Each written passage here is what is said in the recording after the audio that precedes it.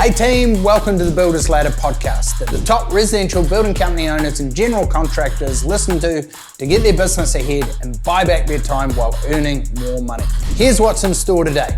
What I've seen is that the 25% of the market contraction has not come out of the top 25. It's not exclusively come out of the bottom 25. It's not come out of one particular region. It's all over the show. It's little bits and pieces all over the show. The Builders Ladder is brought to you by The Professional Builder. Get proven systems and expert coaching to reclaim your time, make more profit, and build a systemized, profitable company that buys back your freedom. What's up, guys? Owen here from TPB, and this week we are resharing an episode, one of our most popular episodes with David Baker from RapidQS. There are three big things that you can take away from this episode. Number one, the 5 essential hires when scaling your building company and when to bring them on. Number 2, the proven marketing strategies to keep your pipeline filled up with profitable work. And number 3, how to solve cash flow issues and price projects to boost your bottom line. Essentially, price for profit and how to make sure you make it. So David goes through these and a couple of the other things. He's an absolute wizard because what he's done is managed to build Baker Builds, and then he stepped away from that building company and started running RapidQS. He's priced over 2,000 projects and he's built better margins for many builders, and he's managed to also streamline their operations. So he shared a bunch of golden nuggets. If you like this episode and you want to see more or hear more, get in touch with David or drop us a DM and we'll put you in touch directly. Here's to you and here's to building a great business. Cheers. Hey, Marti Amos here from The Professional Builder. Ready to rock and roll? Yeah, nice. Thanks for tuning in, man. We've been talking for a little while now. I know I went on your podcast and you guys literally gave me the inspiration to start doing the podcasting. So you've got more experience than me, so thank you very much for being here. And awesome to do it in person, eh? Absolutely. Great to be here in the flesh. Cool, man. I know I was meant to be more prepared, but I only got you questions through at like 4:45 this morning or something. So, yeah. It's good to see you're up early. Yeah, that's not my normal wake-up time. I try and stay in bed till 5 a.m. So, yeah. Okay, so we'll just, obviously, topics we'll kind of cover a little about personal stuff for you. Be real interesting to talk about how you've gotten the professional builder to where you are today. I know our audience definitely love listening to people's like problems, pain points, how they solve problems, and just like overcoming adversities and shit. The construction industry is pretty rough, as you would imagine, with your clients. So a bit of personal chat. If you want to start from when you left school, a couple of career paths that you've done. You've been in a few businesses. So cool. Yeah, so I grew up on Stewart Island, born and bred, 6 fingers, web feet. It's only 400 people down the bottom of New Zealand. Yeah. And then went to high school in Nelson, really enjoyed playing sport and was in a great class of people going through school. And then went to Otago University, did an honours, a master's, started doing a PhD in marketing and lectured on marketing at university. And then, so I've always been sort of captivated by marketing and the opportunity to grow businesses. So a mate and I, Damien, we started a business called the Dunedin Dining Club when we were 21. So if you and I went out for dinner at any one of sort of 35 restaurants, your main meal would be free. And he's now gone on to build a epic company called Allied Security. It's New Zealand's biggest security company. Yeah. They do probably between 150 to 200 mil. They have 2,500 employees. Bought another company, started a security company in Canada. Bought another company in Australia. So it's great to see your mates excelling. And I figure that's a big thing, this mindset of who's further ahead that I can learn from and replicate what they've done. So we're big on masterminds and mentorships. And no matter what you want to get better at, there's someone who's done what you've want to do, achieve the results you want to get, and can shine a light on getting there faster, maybe in 12 months rather than 5 years trying to figure it out on your own. Yeah, that's why I'm emailing you before 5 a.m, mate, because I want to be around you. So, exactly. Yeah. I love it. Okay, so you did so that was essentially the hospitality game. And then how old were you when you kind of wrapped that one up? 23, 24, and then it was too cold in Dunedin. I didn't want to be a broke academic. So shifted to Auckland, and I was the marketing manager for Honda motorcycles for New Zealand, massive petrol head, and then country manager of Pirelli, so worked overseas, a lot of international business. And basically we established 2 distributors in New Zealand, so we had to get rid of Possum Bourne, get rid of the distributor. He was only selling around 3,500 tyres per month. Or per year actually. He was mainly focused on his motorsport. So we established 2 distributors, interviewed them both. They submitted a business plan, and Then you choose which ones have got the right balance sheet, the right distribution strategies, the right retail network. And then we set about establishing the retail network throughout New Zealand, and then grew that into the number one performing Pirelli country in the world. Yeah. And so you learn a lot about structure, team, systems, hiring, and performance management, and getting people to perform at their best. When you started at those companies, did you say you had like a lot of marketing experience, or did you learn a lot from that company and then kind of grow through it? Yeah, learned a lot through being in the corporate world. You learn, and being on management teams. I think that's one of the best things, is being around people with other intellectual horsepower who are at sort of the apex of business. And then entrepreneurship sort of puts that on steroids, because you've got to learn how to market, how to sell, how to bring a team on board, how to lead, how to manage, systemize numbers, financials, etc. So I think it really is sort of the melting pot for personal development. Yeah, so many different hats. Yeah, absolutely. Okay, so then when was like your sort of start point for TPB, and how did you go from how did you find the niche from obviously tires and hospitality into construction? So I bought a Action Coach business coaching franchise. And I'd had a lot of businesses myself, like a self-defense company. We taught hand-to-hand combat, a cleaning business, a pet business, a pet store, a wholesaling company, an insurance company, a mortgage broking business, etc., etc. So I bought a Action Coach franchise because I wanted to get all the day-to-day tactics that could help me run my own businesses better. And I just found that, we really enjoyed coaching and helping people, and previously been in education. I love learning, like what works best and how can I get better results by implementing what someone else is working on. So about probably about 3 or 4 years into the Action Coaching franchise that we bought 20 years ago, we were getting a lot of builders, and we started to help them. They were typically great at building great projects and doing great work, and they just needed a bit of a hand and point in the right direction to build great businesses, because they're two very different skill sets. And so we were having great success, because typically there's average dollar sale, there's big average dollar sale, big projects.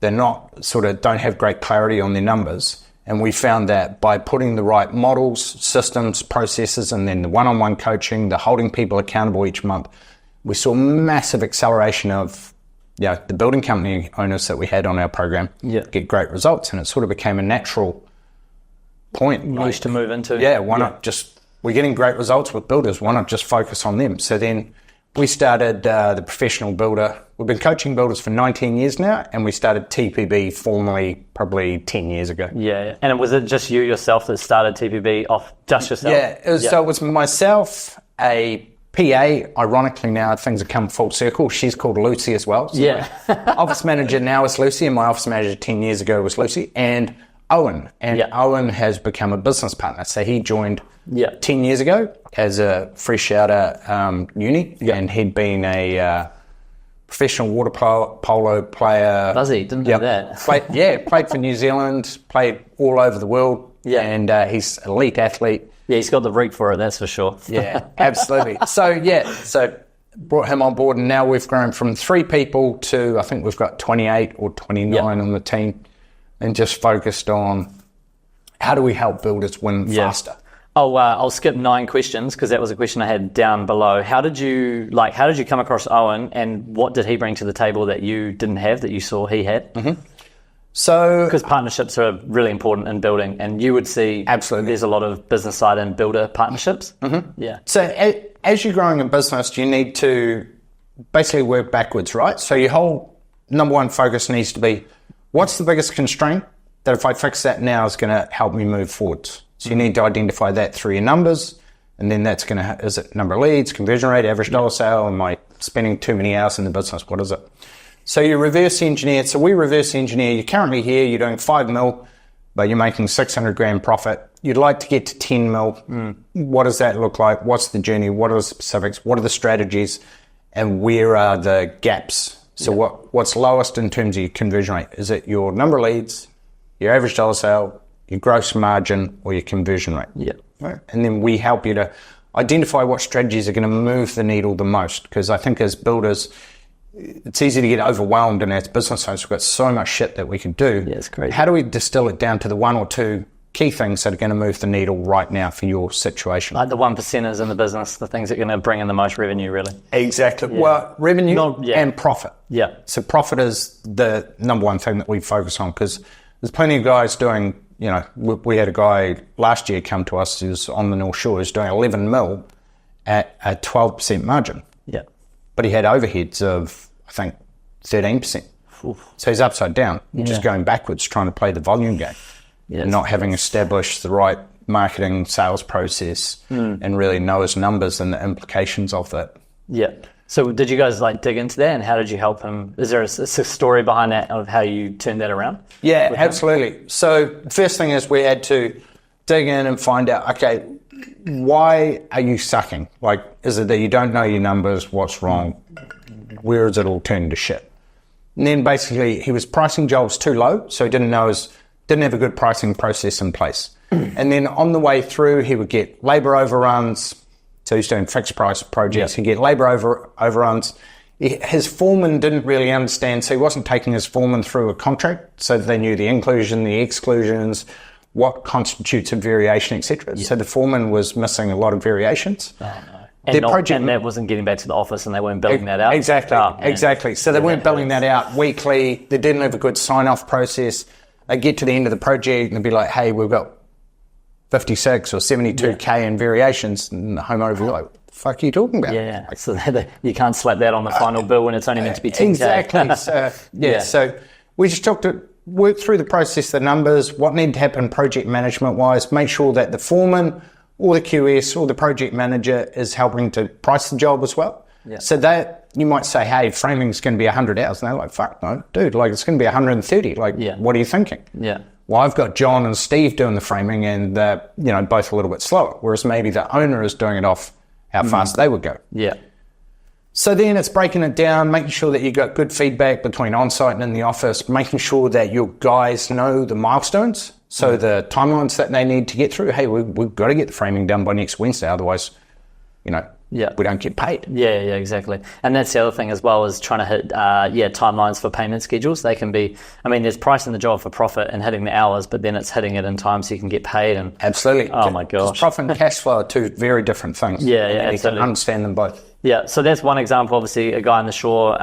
So how long did it take him to kind of turn that around and go from upside down to green? So probably about 7 months, because he had all these existing projects that we had to figure out how do we get out of them profitably, and what is the core fundamental problem that got us into this situation in the first place. Yeah. And one, it was pricing too low. So he was pricing his jobs at around 16, 17%. And he really needed, for his overheads and the size of the business that he needed, he didn't need to be pricing them at 20, 21%. Yeah. Then we need a strong marketing machine in place so he gets the right kind of leads on a regular basis. Yeah. And a good sales process that breaks down and educates people. Who are you? Who's your company? Can I trust you? Yeah. And how specifically can you help me? Yeah. Right? So people have got these 5 concerns before they build with anyone. So budget, timeline, communication, quality of work, and trustworthiness. Yeah. So we want to display that through your marketing and in your sales process. Yeah.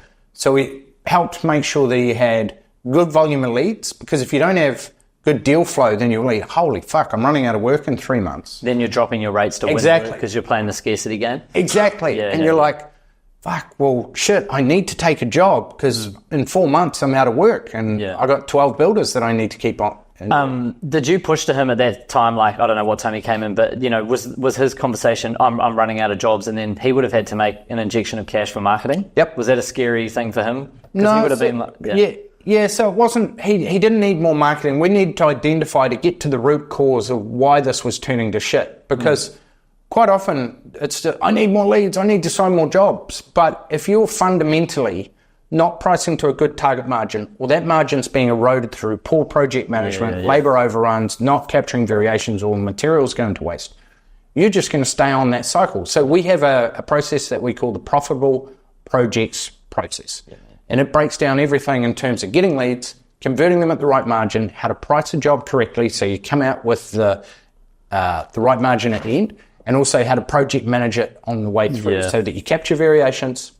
Your project manager knows what is an inclusion and exclusion, and so does your foreman, and they're incentivized to stick to labour hours, because up to 80% of the result or the success of any project will be from the foreman driving the team and the labour hours on site. So it's getting the foreman to buy into the vision, and also the foreman should be taking all the key tasks off the owner.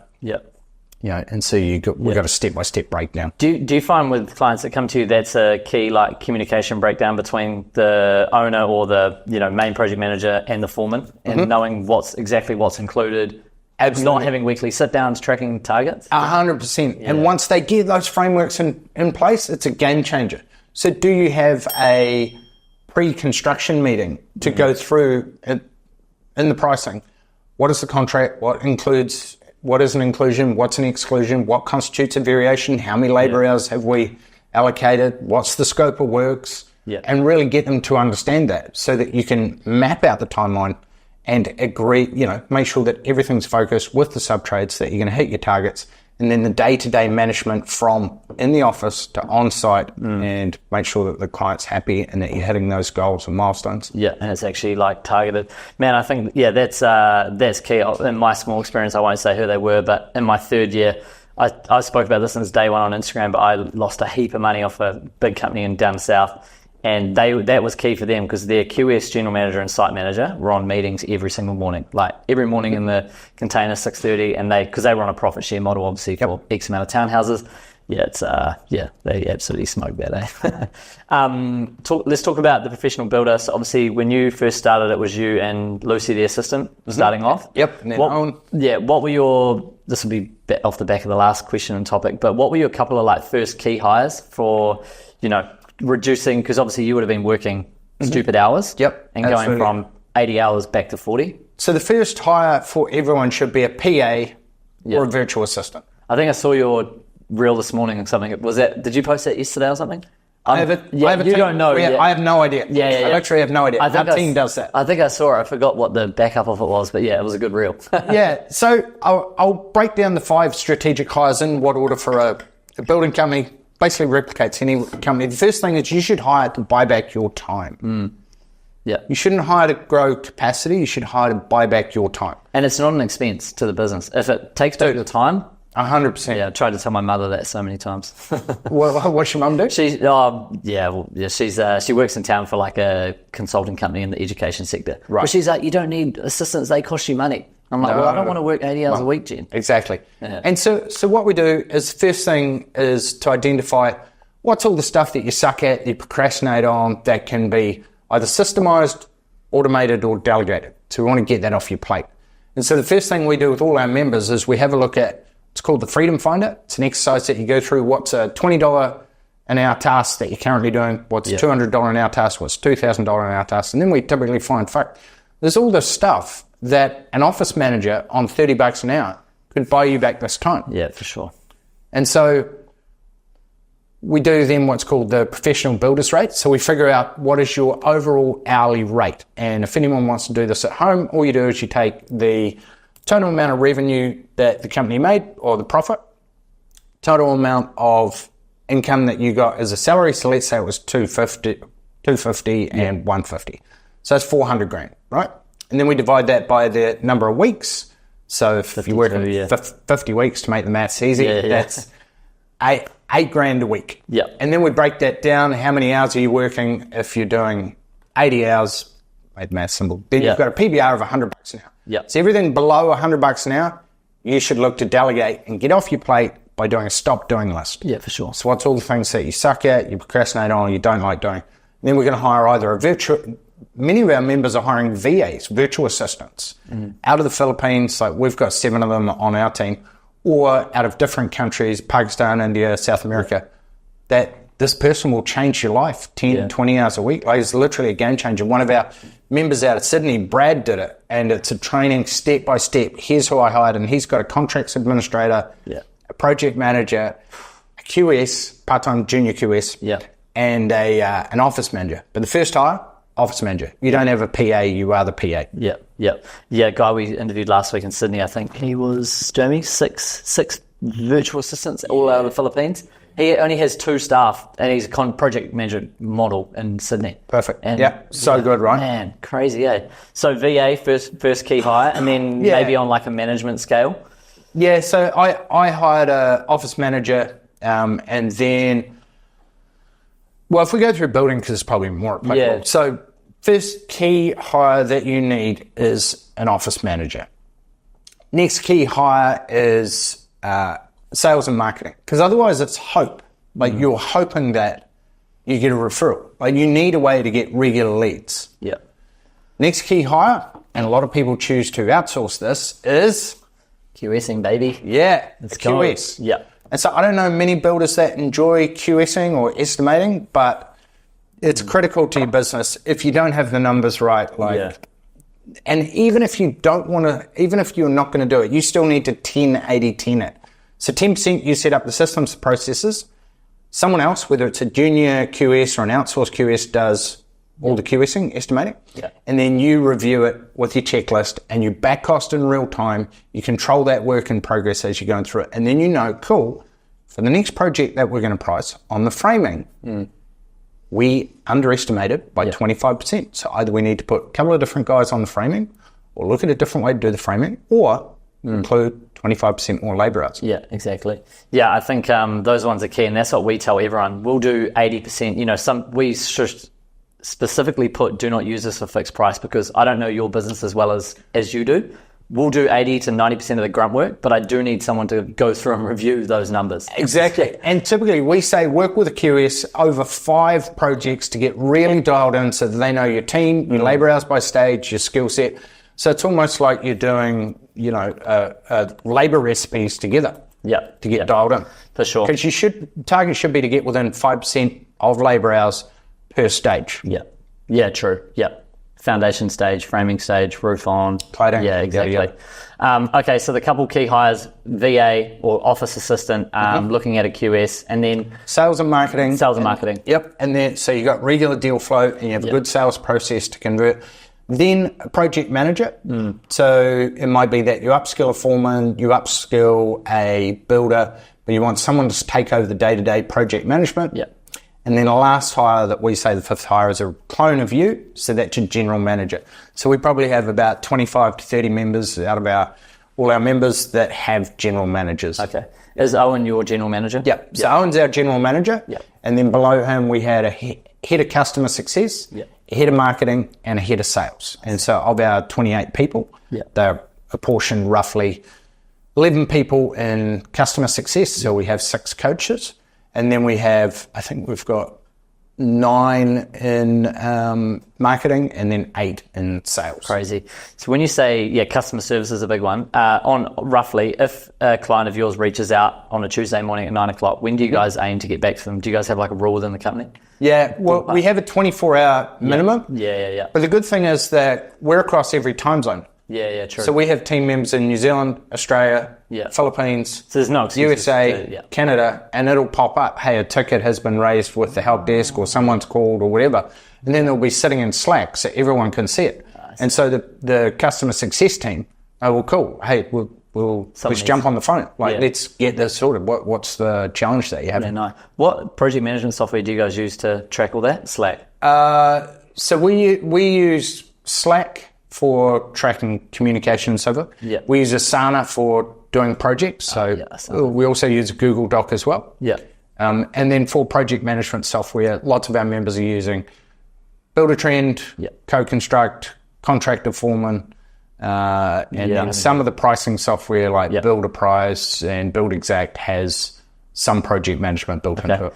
Before we move to the next question, what would you say? What do you think is the best one for builders to use? There was a few there. For project management, I would say Builder-Trend. Yeah. But typically, Builder-Trend with some sort of pricing that works best for you, whether it's Build Exact, Builder Price or whatever. Yeah, because a lot of people ask us, they use all these different systems, but essentially we price all our stuff off Excel and you can export all your stuff into Excel. So it makes it super easy. All right, we can't all talk about all the good stuff. Let's, I feel like people always relate to, there's always problems in every business. Talk about maybe a couple of examples of tough times at TBB, months where you didn't make money or periods where shit went wrong. How did you handle that? And Well, I think my greatest lessons come from your greatest failures. Like anyone can chart a ship in the port. Yeah. But it's when it leaves the harbour and experiences rough seas that separates the good captains or good navigators from the average. Yeah. And I think a big thing is learning that everything that you do for the first time is going to suck. Because you haven't done it before. Yeah, first cold call, first sales call. Exactly. Yeah. First time pricing variations, first time coming up with a complex architectural build on a hillside, etc., etc.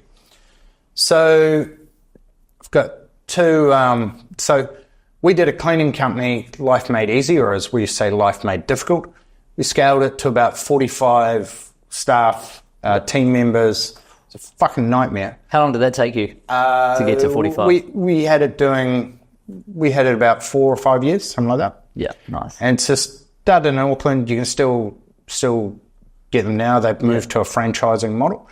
And so we would do about 1,200 cleans a month, about 200 grand a month, and we were going backwards because we had gross margin about 22%. And really, our gross margin needed to be at 40%. So we had our cleaners driving around residential homes in cars that we owned. And then we had 10 people in the office. So we had 3 sales reps. We had people pricing jobs. We had a training manager. We had an operations manager. And it was just a cluster. Now, if we'd simplified and had the correct model and known our numbers better, it was so stressful because it just kept going down and down. And I was like, fuck, we just need more work. We just need more work. Yeah. But we had our model wrong. We had the numbers wrong. Robbing Peter to pay Paul for the next exactly. job. New income. Almost in tears, having to call my mum up and say, hey, can I borrow some money? I could see front page of the... ego was getting carried away with me. New Zealand's number one business coach goes bankrupt. And I was like, this is not how I envisaged the story going. Yeah, just flew to the Gold Coast in a private jet. Exactly. My life is, this isn't how I planned the business to be. Yeah. And so, I just got deeper and deeper into the shit. We had an overdraft, owed about 320K, I think, at that stage. Oof. Very stressful. 2 young kids, so I'm married. I got 2 boys, 9 and 12. But that stage, they would have been like 18 months and 3 or 4. And so this is about 7 or 8 years ago.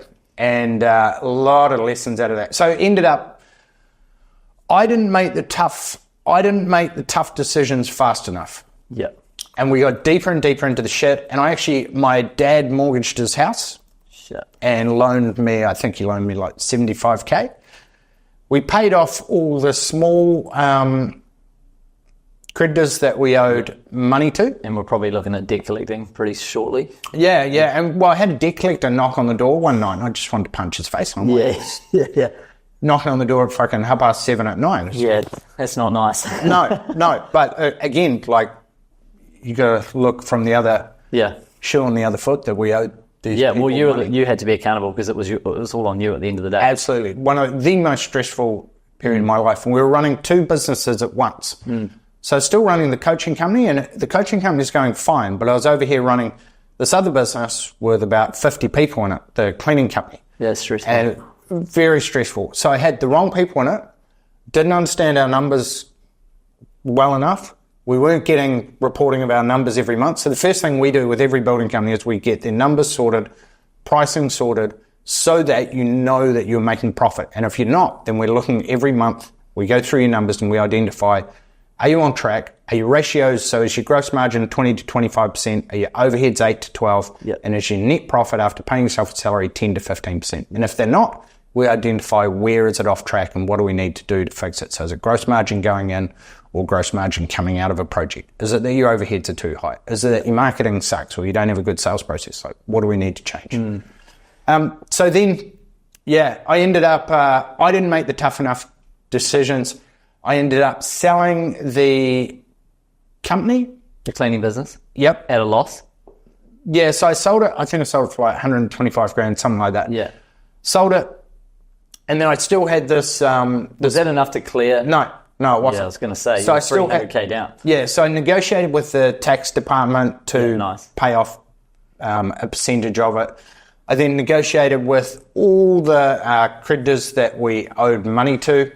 And so worked out a payment plan with them because you're like, I understand why I've got in this situation. Here's what I'm doing differently to get out of it. And we had great cash flow and profit in the coaching business. Yeah.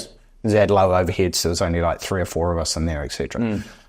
So then I was like, okay, put in place a payment plan with the IRD, liquidated the company, sold the assets of the business, paid down the people that we owed money to, and then took the lessons and decompressed for a couple of weeks on what had I done wrong. And I was spreading myself too thin, not understanding the numbers, not making the tough decisions, and ultimately having the wrong business model. Because there were no coaches for cleaning companies out there. So I didn't know.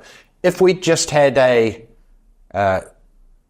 different model, like if we targeted like I don't know, like universities or hospitals or anything where they're on site for 8 hours and they weren't driving around in our cars. So were you just doing Airbnbs, residential houses? Exactly. So it's like 2 to 3 hours and then they're driving and then there's travel and fuel and traffic and all that fucking shit. Exactly. Yeah. Okay. Now, so was that like a couple, because obviously there's always people that are in problems, and I've had problems, and I always identify, what are the key things. So your key things were you were in the wrong niche. So the model could have worked. Absolutely. But you were in the wrong niche. We'd sold franchises.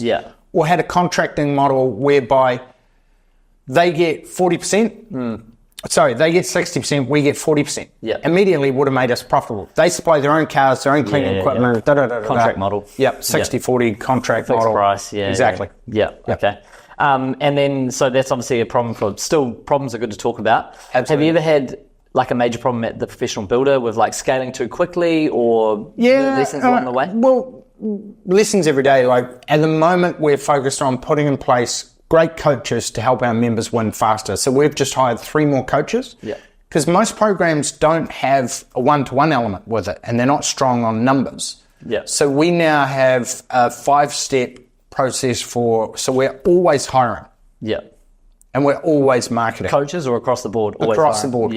Always hiring and always marketing. So we spend about $100,000 a month plus on marketing. And hiring, we've just hired these 3 new coaches over the last sort of 4 months. So 5 steps really. Recruitment. So we're now on LinkedIn, Facebook, Indeed, Seek. We do Facebook funnels. We put a referral fee out there. So builders should do this as well. So, hey, if you can find me a great foreman or a great, builder. Whatever you're after, Whatever you're after. Dedicated apprentice, Exactly. We'll pay you $2,000. Nice. And so we'll pay you $1,000 when they start, and then after 90 days, we'll pay you the other $1,000 if they're still with us.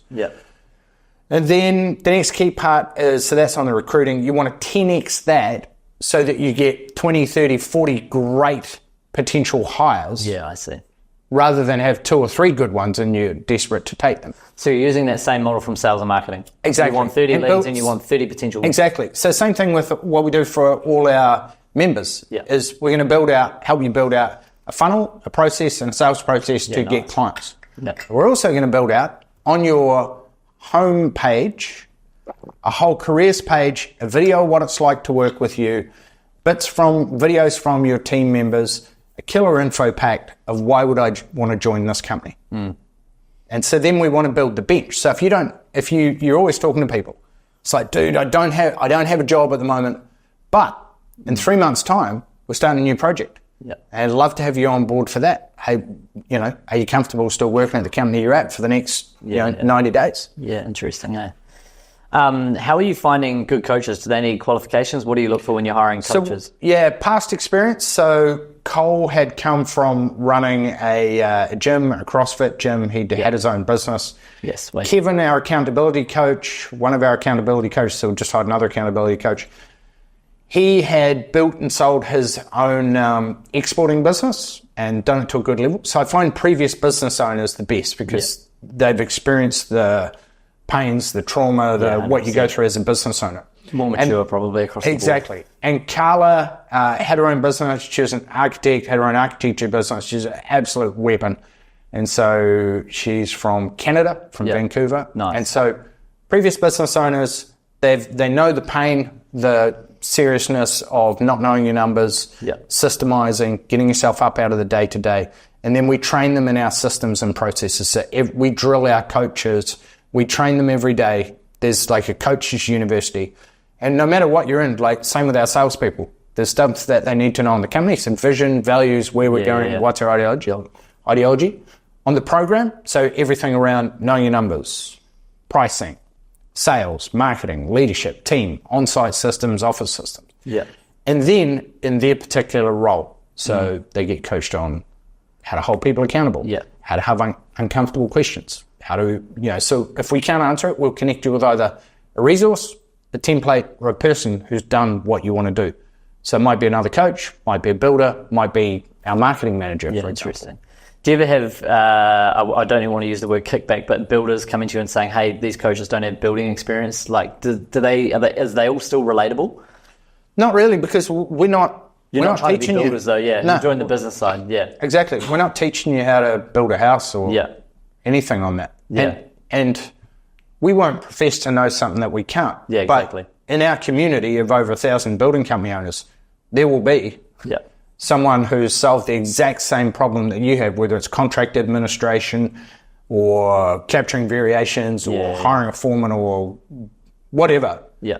That has solved this. In fact, there'll probably be 20 guys. And because we run weekly training sessions, one-on-one sessions, etc., we'll just connect you with that person. Or you can go and watch a 45-minute training and get all the templates, resources exactly on how to do it, and then reach out to that person. Yep. No, that's cool. Just wanted to ask you that one. How do you kind of split your roles at the moment of what you're doing at the business? Obviously, you've got Owen in as a general manager. Like, what do you specifically look after? What does Owen look after? And how did you guys was that just, I'm good at this, I like doing this, and I don't want to do that?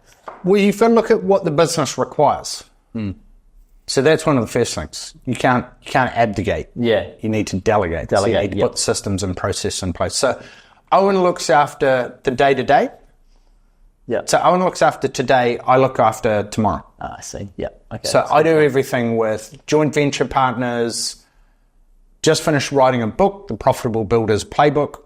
Nice. And we'll be, goes through everything that you need. Case studies, breaking down how to price a project, how to build your team, sales and marketing, so you get booked out 6 to 12 months in advance, team and systems so that you have the right systems in the office and on site, and then numbers and pricing so your bank account grows each month. You have great cash flow and you price jobs at the right What motivated you to do a book? You're going to be an author now. Yeah, so I guess 19 years of, doing this, and it's like, well, we've got seen all the problems and struggles, and if we can break this into as many formats as possible, from a book to an Audible to a podcast to everything, and just help people realize that you don't have to struggle through.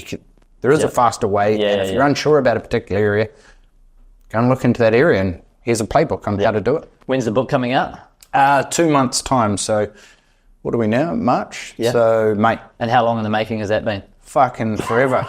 19 years. Yeah, 19 years and 2.5 years worth of writing. Yeah, nice. Yeah. No, that's cool. Let's talk on the topic of like market trends at the moment. Obviously a big kind of topic now. We personally see at RapidQS as Auckland's like taking a real big hit on workload at the moment. Mm-hmm.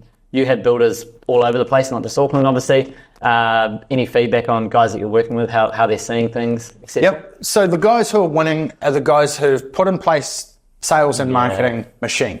Yeah. So they're booked out 6, 12, 18 months in advance with So they're just riding through this at the moment. Exactly. Yeah. Who was the Sydney guest? We use Servcorp, but it was a builder. He's the guy who uses heaps of VAs. I'll send you his deets after this. Cool guy. Because we've got a Sydney guy who uses heaps of VAs as well. That's what I was just thinking. Like, I get his name. He's called Builder of Architectures. Older guy. I'll send you his deets. But he swears by he like flies them over to Aussie once a year for like a holiday, because he's saving so much money. Yeah, it's crazy. Absolutely. And you can build a great culture. I know. And they work, man. And they get paid more than what they do if they were a nurse or a lawyer or That's it, man. Whatever. But honestly, like on our last business, we hired a couple of assistant people, and it's like you'll get 150 applications, but I know. It's so good, right? They weren't that good, so. Oh, they weren't? But then again, that comes to the whole that's my recruiting, hiring, onboarding, ramp up. Like, do you have a university that they go through to do that? See, that's and exactly if you have, instead of having, getting 12 good applicants from putting it on Indeed or Seek, like we do job boards, Facebook, create funnels, LinkedIn, that's nuts, personal headhunt. Like, where did you learn that shit? To hire as being in other masterminds just like if you had one skill to master, if you could just hire someone that's a gun at sales, then So at the moment, obviously, we're seeing quite a bit of a tough time of Auckland builders. Some of Wellington, Queenstown still seems to be busy. Australia's pretty good. Give us your feedback on where your clients are. What's happening with your clients? The people who are winning are the people who have built a machine. They've built a client acquisition machine. So they run marketing constantly. They have a killer 10-step sales process that educates, nurtures, and qualifies people whether they're a good fit or not. If you don't have a sales and marketing machine in place, then you're leaving your business to hope. Yeah. And hoping that you get a referral. And hope is never a good strategy. Yeah. Like, I'd much rather have 10, 20, 30 leads a week or per month coming in and be able to filter them and improve my process than hope that I get some leads. So the people who win are the people who treat it like a business, learn the best sales and marketing strategy. And that's what because we've got just under 1,000 builders in our community. So we're finding out what works best right now, and then we interview our members on that and put that into the community. So whether it's the Facebook quick grab strategy, we had a marketing challenge that we ran for 3 days just last week with, I think we had 130 people on it, and just best practice. Here it is, plug and play, go and do this. But you can either think the sky's falling and oh shit, or you can think, fuck, I've got this problem. Where can I find some quick plug and play solutions, and how do I make sure that I don't get in this situation again by building a sales and marketing machine? Is that like something that you guys offer within your company? Obviously, like content guy, you look at algorithm strategies, what's popping, what's not. Absolutely. So we help you build out your sales and marketing machine. Nice.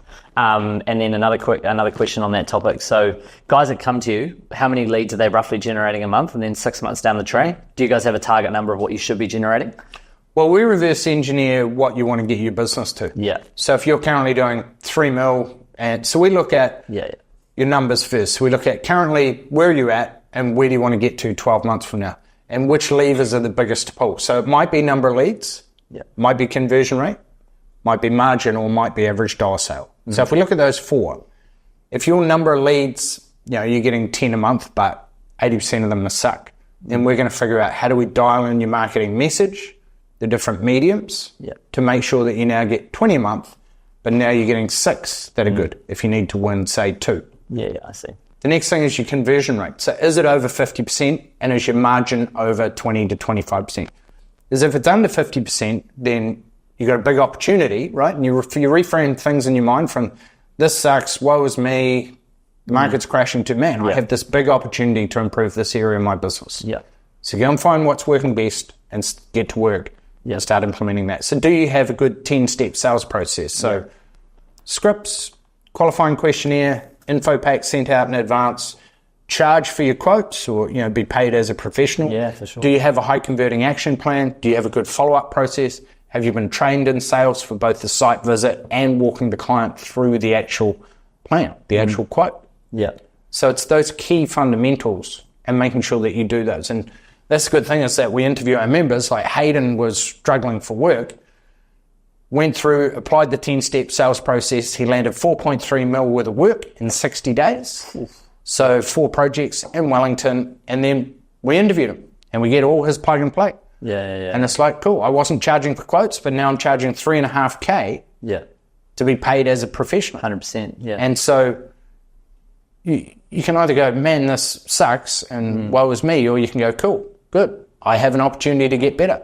I'm going to go and find the right solutions that are going to help plug where I'm weakest.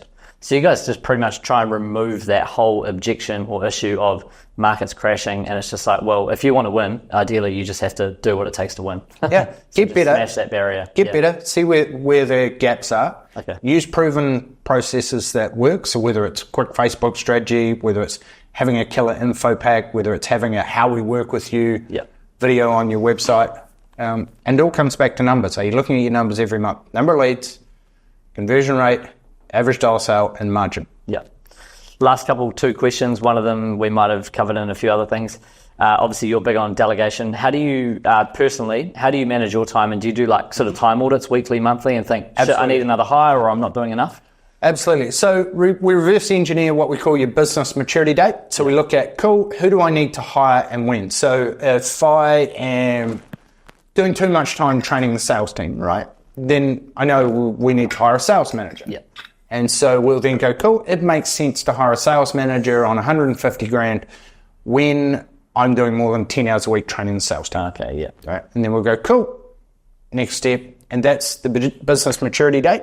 of what will my last day be training sales, or what will my last day be pricing a project. I'm going to go and hire an outsourced QS, RapidQS, and in 60 days' time, I no longer want to be pricing any projects. You just want to be reviewing prices, putting them into your fixed price model, send them off. Exactly. I'll do the 10-80-10. So I'll work with the QS to begin with. They'll do the 80% of the work, and then I'll work with them on the back costing and working out, are we hitting our 5% labour hours? How close are we getting overall? Yeah, cool. Just on that for us, two personal questions. What do you see the main problems when builders come to you are? Is it sales and marketing? Is it pricing? Is it management? What's like the number one problem that they complain about or come to you with? The number one problem is overwhelmed. And structure. I don't really have a clear plan. I don't understand my numbers. And I don't know how to get out of this overwhelmed situation of doing 60, 70, 80 hours, not seeing my family, and build a profitable, successful business that gives me true wealth, both more money and more time. So that's the first thing we do is we reverse engineer. What does success look like? So you want to go from 2 mil to 10 mil. Cool. What is your business maturity date? So who do you need on your org chart? Then we backfill that. We line it up with your cash flow forecast. We look at where is your business out of whack in the ratios. So is it number of leads, conversion rate, average dollar sale, or margin? And then we pick, okay, margin is red. It's below 15%. Or margin is orange. It's at 18. And then we help you to dial in that particular area and solve that over the next 90 days. And the first thing is we do your PBR, so we know what's your hourly rate.